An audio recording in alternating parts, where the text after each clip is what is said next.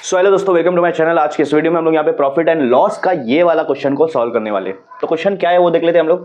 Question में बोला है the ratio of cost price and selling price is 5:4। मतलब यहाँ पर क्या बोला है कि कॉस्ट प्राइस और सेलिंग प्राइस का रेशियो मतलब क्या होता है। यहाँ पर बोला है कॉस्ट प्राइस और सेलिंग प्राइस। कॉस्ट प्राइस पहले लिखा है तो उसको ऊपर, सेलिंग प्राइस बाद में लिखा उसको नीचे। रेशियो बोला इसलिए ऊपर नीचे लिख रहा हूँ और वहाँ पे डिवाइड की साइन डाल रहा हूँ। रेशियो का मतलब होता है डिवाइड। तो यहाँ पर दिया है 5:4, इसको आप ऐसे लिखना है 5/4।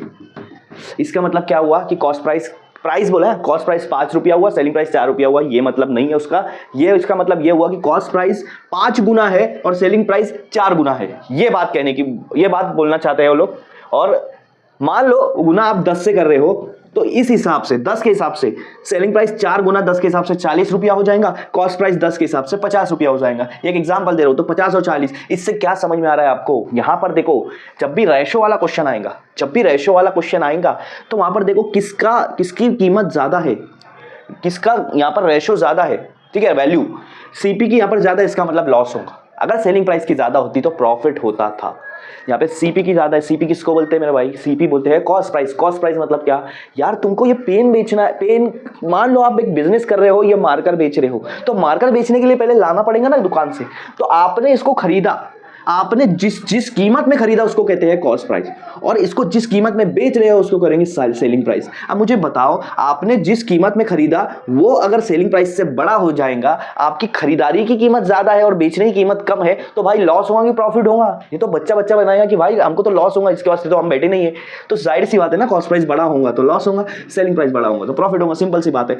बहुत ये समझाने का मेरा टेक्निक था, ये मेरा समझाने का ये वो था मतलब। लेकिन कंसेप्ट मैं बता देता हूँ, एकदम सिंपल है। 10 सेकंड में इसका आंसर आना चाहिए। अब तक कुछ लोगों का तो आंसर आ भी गया होगा। क्या है कि कॉस्ट प्राइस और सेलिंग प्राइस की रेशो दिया, क्या करना है? 5 में से बड़े में से छोटा माइनस करो। 5 में 4 का कितना बचेगा? गिन के बताओ। नहीं, 1। ठीक है, हाँ। अब नीचे क्या लिखेंगे? 1 को किससे डिवाइड करेंगे? उससे डिवाइड करेंगे जिसमें आपने उस चीज को खरीदा है। खरीदा आपने किस में है? कॉस्ट प्राइस में। तो कॉस्ट प्राइस कितनी है? 5। तो 5 नीचे ले लो और इसको परसेंटेज निकालने बोला है ना, तो 100 से मल्टीप्लाई करो। किससे मल्टीप्लाई करो? 100 से। अब देखो 5 1 जा, 5 2 जा 10 और ये 0 ऊपर लगा दो। क्या बच रहा है आपके पास? यहाँ 1 बच रहा है भैया, यहाँ पर बच रहा है 20। तो 20 1 से कितना होता है? 20 होता है। तो कितना परसेंट का लॉस आया? 20% का।